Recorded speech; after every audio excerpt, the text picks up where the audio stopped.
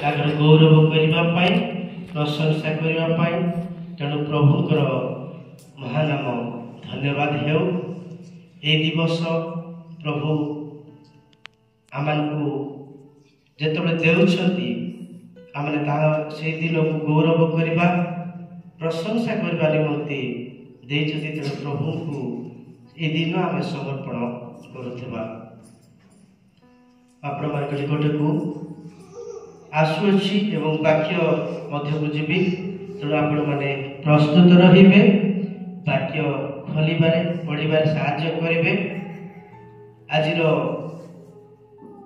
ସାରାଂଶ ରହିଅଛି ଖ୍ରୀଷ୍ଟଙ୍କ ବାକ୍ୟକୁ ନିଜ ହୃଦୟରେ ରଖିବା। ଖ୍ରୀଷ୍ଟଙ୍କର ବାକ୍ୟ ଆମମାନଙ୍କର ଜୀବନରେ ରହିବା ନିହାତି ଆବଶ୍ୟକ। ପ୍ରଭୁ ବାକ୍ୟ ଦ୍ୱାରା ଆମମାନଙ୍କୁ କଥା କହନ୍ତି। ପ୍ରଭୁ ବାକ୍ୟ ଦ୍ୱାରା ଆମମାନଙ୍କୁ ସବୁବେଳେ ସୂଚେଇଥାନ୍ତି। ତେଣୁ ପ୍ରଭୁଙ୍କର ବାକ୍ୟକୁ ନିଜ ହୃଦୟରେ ବା ଆପଣା ହୃଦୟରେ ରଖିବା।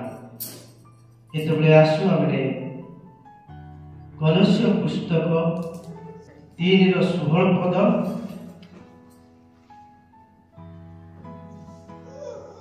ଖୋଲିବା।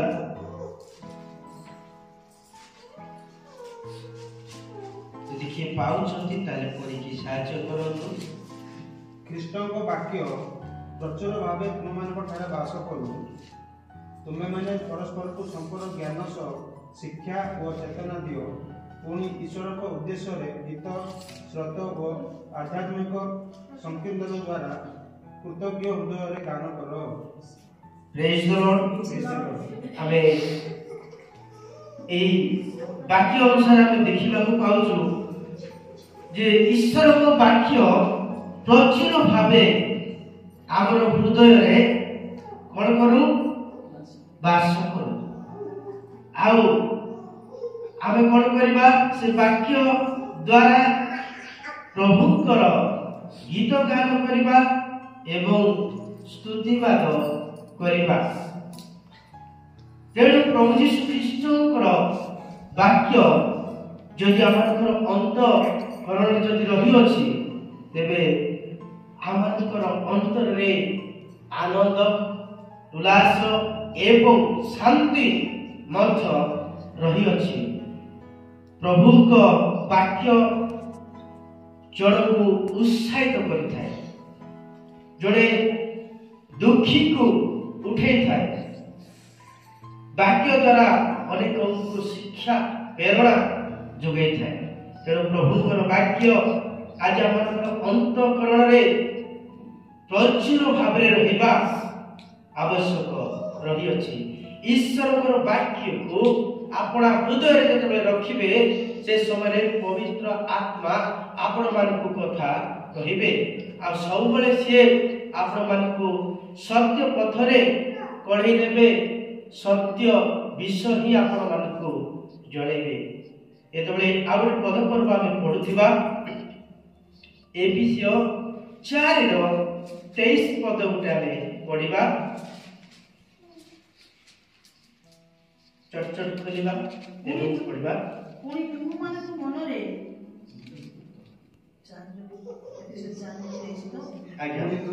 ମନରେ ନୂତନୀକୃତ ହୋଇ ଯେଉଁ ନୂତନ ସ୍ୱଭାବ ଈଶ୍ୱରଙ୍କ ପ୍ରତିମୂର୍ତ୍ତିରେ ଧାର୍ମିକତା ଓ ସତ୍ୟର ପବିତ୍ରତାରେ ସୃଷ୍ଟି ହୋଇଅଛି, ତାହା ପରିଧାନ କରିବାକୁ ଶିକ୍ଷିତ ହୋଇଅଛ। ଆଉ ଈଶ୍ୱରଙ୍କର ବାକ୍ୟ ଯାହାର ହୃଦୟରେ ରହିଅଛି, ସେ ହୃଦୟରେ ସେ ସବୁବେଳେ ନୂତନୀକୃତ ହେବ ଏବଂ ଶିକ୍ଷା ଏବଂ ସତ୍ୟକୁ ସେ ସବୁବେଳେ ପରିଧାନ କରିବା ପାଇଁ ସେ ପ୍ରଭାବିତ। ତେଣୁ ଶିକ୍ଷା ମଧ୍ୟ ସେ ବାକ୍ୟରେ ତାକୁ ଦିଆଯିବ। ତେଣୁ ପ୍ରଭୁଙ୍କର ନାମ ଧନ୍ୟବାଦ ହେଉ। ପ୍ରେରିତ ପାଉଲ ଆଉ ସବୁବେଳେ ସେ କହୁଥାନ୍ତି ଯେ ଈଶ୍ୱରଙ୍କର ବାକ୍ୟ ମୋର ହୃଦୟରେ ରହିଅଛି। ଏଣୁ ମୁଁ ଜୀବିତ ନାହିଁ, କିନ୍ତୁ ମୋ ଠାରେ ପ୍ରଭୁ ଯୀଶୁ ଖ୍ରୀଷ୍ଟ ଜୀବିତ ଅଟନ୍ତି। ତେଣୁ ପ୍ରଭୁ ଆମମାନଙ୍କ ହୃଦୟରେ जीवित बाइबल लिखा जाए आमे माने मृत्यु आमे माने पापरे थिलो आमे मृत्यु ग्रहण करिछु किंतु प्रभु यीशु ख्रीष्टकर वाक्य आज आमे ग्रहण करि अछि नूतन करि अछि प्रभु यीशु ख्रीष्टकर वाक्य आज आम मानकु संगठन करि अछि आम मानकु पापरु उद्धार करि अछि सेही वाक्य ईश्वरकर वाक्य आमे पापरे पतित थिलु पापरु क्षमा पाइबा ପାଇଁ ମାନଙ୍କର ସୁଯୋଗ ନଥିଲା କିନ୍ତୁ ପ୍ରଭୁ ଯୀଶୁ ଖ୍ରୀଷ୍ଟ ଆମକୁ ସୁଯୋଗ ଦେଇଛନ୍ତି ଆଉ ପ୍ରଭୁ ଯୀଶୁ ଖ୍ରୀଷ୍ଟ ଆଜି ଆମକୁ ବାକ୍ୟ ଦ୍ୱାରା ସତ୍ୟ ମାର୍ଗରେ କଢେଇ ଦେଇଛନ୍ତି ଏତବେଳେ ମୁଁ ଆଉ ଗୋଟେ ପୁସ୍ତକ ପଢିବା ପାଇଁ ଯିବି ଆପଣମାନେ ପଢି ସାହାଯ୍ୟ କରନ୍ତୁ ଏଫେସିୟ 5:10 ପଢ आत्मा लाभ करिबा एवं सुसमाचार प्रचार करिबा प्रभुकर कोण संतोषजनक प्रिय प्रभुकर दास दासी प्रिय प्रभुकर संतान संतति प्रभुकर कोण संतोषजनक आमे जानिबा आवश्यक रही अछि जदि प्रभुकर वाक्य आम हृदय रे अछि तेबे ईश्वरकर संतोषजनक कोण रही अछि आम जीवन रे आमे निहाती जानिबा आवश्यक आमनको परमेश्वर प्रार्थना रे गीत रे तांकर सुसमाचार रे आत्मा लाभ करिबारे तांकर संतोषजनक जदि आमे सीमित होई रहि जाउछु ताहले प्रभुकर कोनसी वाक्य संतोषजनक नुहे आमनको परमेश्वर एथि पई डाकी अछंती जे तुमे जाओ मो नाम रे कोन करो पिता पुत्र पवित्र आत्मा को नाम रे बाप्तिस्म दे ताको कोन करो शिष्य शिष्य कराओ एहा होछि प्रभुकर वाक्य आ प्रभुकर स्वर्गीय वाक्य आमर को एहा कहे जे आमे सब बेले अन्य मानव पाखक जीवा एवं से मान सुसमाचार देबा आ से मान को शिक्षा दे से मान को जीवन सत्य विषय को आनिबा हालेलुया प्रेज द लॉर्ड प्रिय भाई बड़ी प्रभुकर दास दासी गलात्य पुस्तक आपण माने खोलंतु 5:24 पद में खोलंतु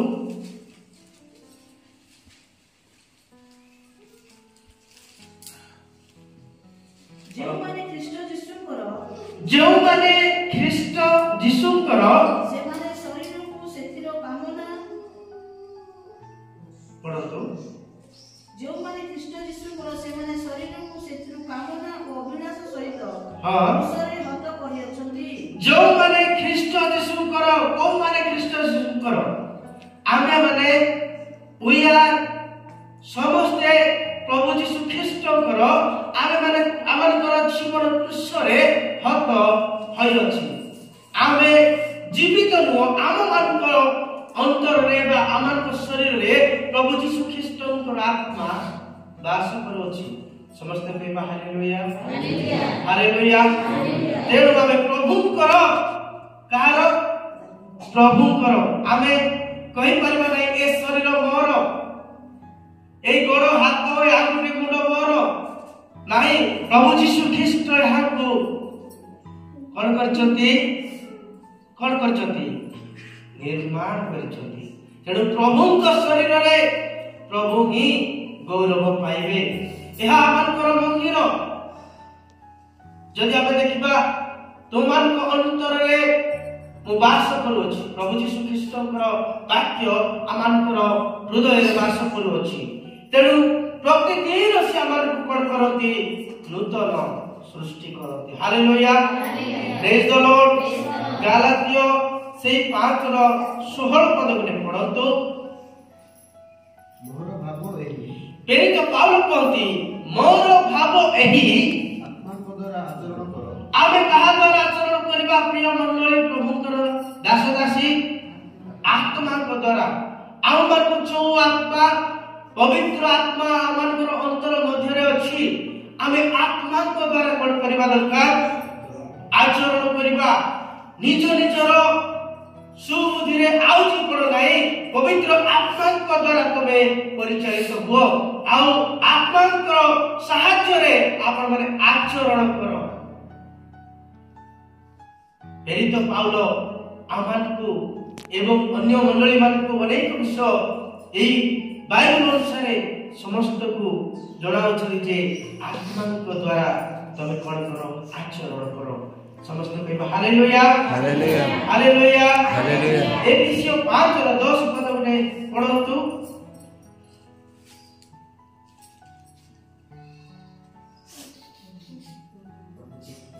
सॉरी पढाइछि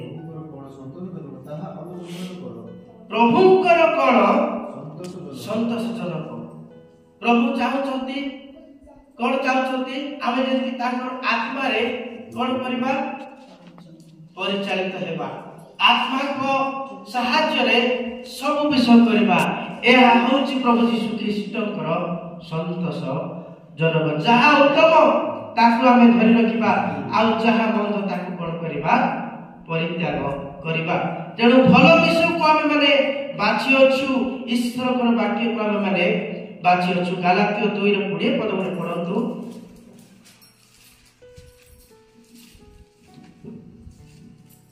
ମୁଁ ଖ୍ରୀଷ୍ଟଙ୍କ ସହିତ କ୍ରୁଶରେ ହତ ହୋଇ ଅଛି ମୁଁ ଆଉ ଜୀବିତ ନୁହେଁ एटे प्रेरित पाउल कहउछथि मो ख्रीष्टଙ୍କର क्रूसरे कोन होय अछि से प्रत्येक दिन मरुछथि प्रति प्रभात रे से यीशु ख्रीष्टଙ୍କର क्रूसरे से मरुछथि आ मु जीवित नाही मो ठारे प्रभु यीशु ख्रीष्टଙ୍କର वाक्य आ प्रभु यीशु ख्रीष्ट जीवित अछथि मो मृत्यु होई अछि तो आपण माने प्रिय मंडली सब बेले आमे निजको प्रभुको ठारे समर्पण करिबा आ प्रभुको ठारे बंचिबा प्रभुको सहायता रे आमे माने आचरण एवं कार्य को करूथिबा आ गोटे पद पर्व पढନ୍ତୁ से रोमियो 8 तार 14 पद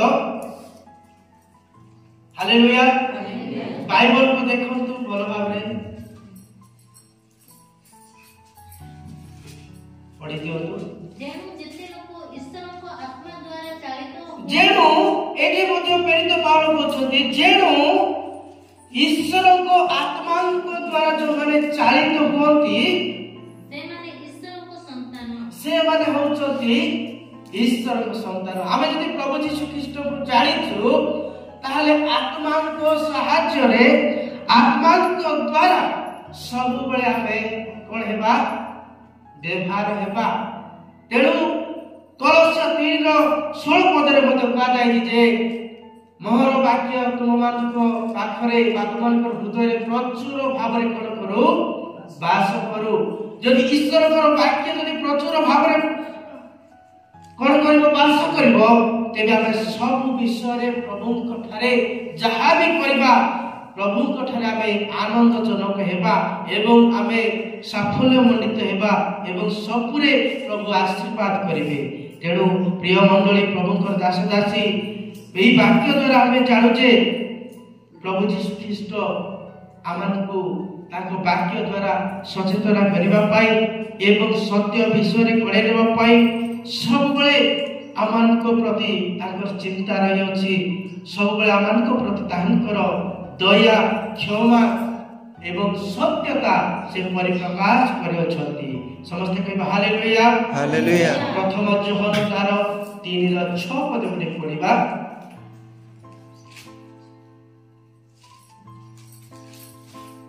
पाइले पढନ୍ତୁ पढନ୍ତୁ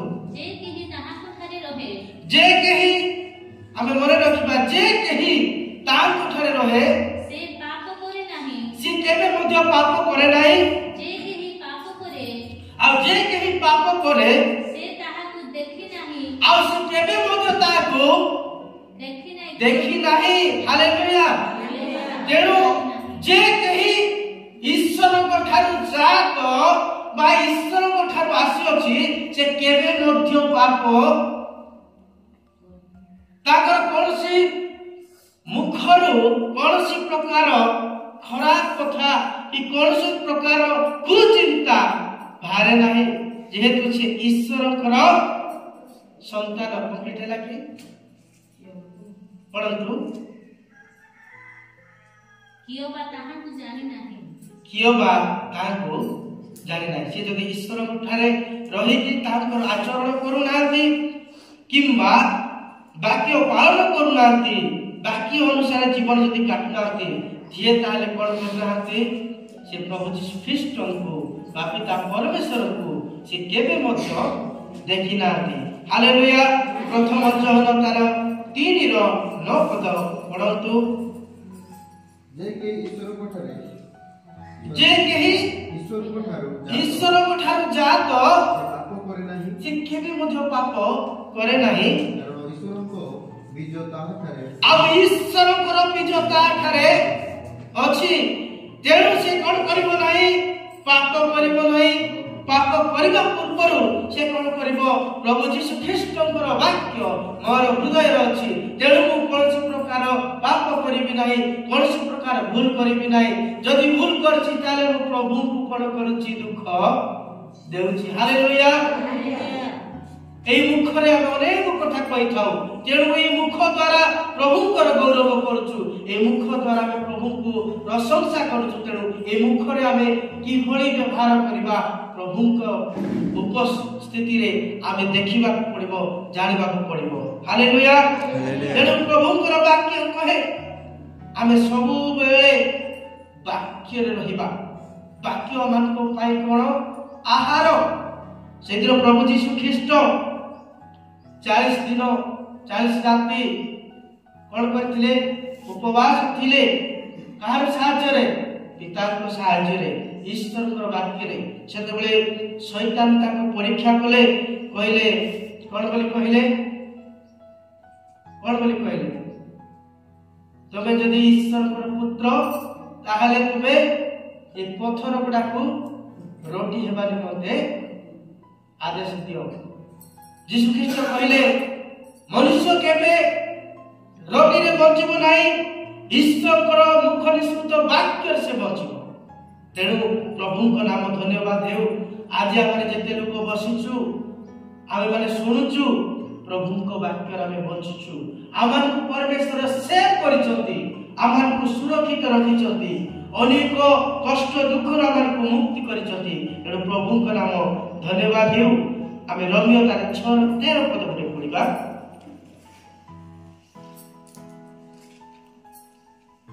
ପଢି ଦିଅନ୍ତୁ। କିମ୍ବା ଆପଣା ଆପଣାର ଅଙ୍ଗ ପ୍ରତ୍ୟଙ୍ଗକୁ ଅଧାର୍ମିକତାର ଅସ୍ତ୍ରଶସ୍ତ୍ର ରୂପେ ପାପ ନିକଟରେ ସମର୍ପଣ କର ନାହିଁ, କିନ୍ତୁ ମୃତମାନଙ୍କ ମଧ୍ୟରୁ ଜୀବିତ ହେଲା ପରି ଆପଣା ଆପଣାକୁ ଈଶ୍ୱରଙ୍କ ନିକଟରେ ସମର୍ପଣ କର। କିନ୍ତୁ ମୃତମାନଙ୍କ ମଧ୍ୟରୁ ଯେମିତି ଆମେ ମାନେ ଜୀବିତ ଅଛୁ, ସେଥିପାଇଁ କଣ କର? ପ୍ରଭୁଙ୍କ ଠାରେ ନିଜର ଆତ୍ମାକୁ ଏବଂ ନିଜ ଶରୀରକୁ ପ୍ରଭୁ ଯୀଶୁ ଖ୍ରୀଷ୍ଟଙ୍କ ଠାରେ କଣ କର? ସମର୍ପଣ କର। ମୃତ ପରି ନାହିଁ, ଜୀବିତ ପରି କର। ପ୍ରଭୁ ଯେହେତୁ ଆପଣମାନଙ୍କ ଅନ୍ତରରେ, ଆପଣମାନଙ୍କର ହୃଦୟରେ ପରମେଶ୍ୱର ବାସ କରୁଛି, ଏଥିପାଇଁ ସେଭଳି ଆମେ ପ୍ରଭୁଙ୍କ ଠାରେ ସମର୍ପଣ କରିବା ଆବଶ୍ୟକ ରହିଛି। ହାଲେଲୁୟା। ତେଣୁ ବାକ୍ୟ ଆଜି ଆମମାନଙ୍କୁ କହେ ଯେ ଆମେ ପାପ କରିବା ନାହିଁ, ଆମେ ଅନେକ ବିଷୟରୁ ନିର୍ଭୂତ ରହିବା ଆବଶ୍ୟକ ରହିଛି।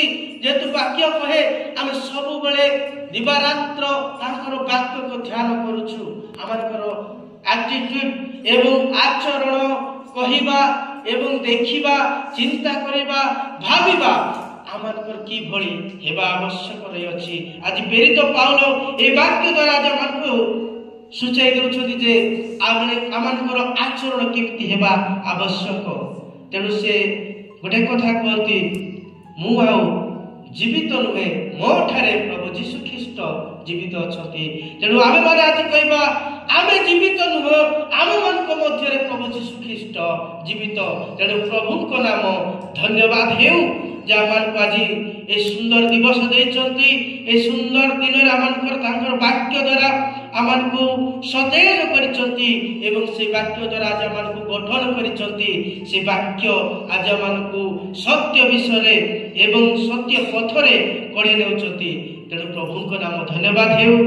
প্রভুଙ୍କୁ ମୁଁ ଅଶେଷ ଅଶେଷ ଧନ୍ୟବାଦ ଦେଇଛି এই ବାକ୍ୟ ଦ୍ୱାରା ଆଜି ଆମକୁ ସମସ୍ତଙ୍କୁ ଉତ୍ତମ ଭାବରେ କଢ଼େଇ ନେଇଛନ୍ତି ଏବଂ ସଚେତନ ଏବଂ ଆମମାନଙ୍କ ପ୍ରତି ଆଶୀର୍ବାଦ କରିଛନ୍ତି। ସମସ୍ତେ କହିବା ହାଲେଲୁୟା, ଆମେନ୍।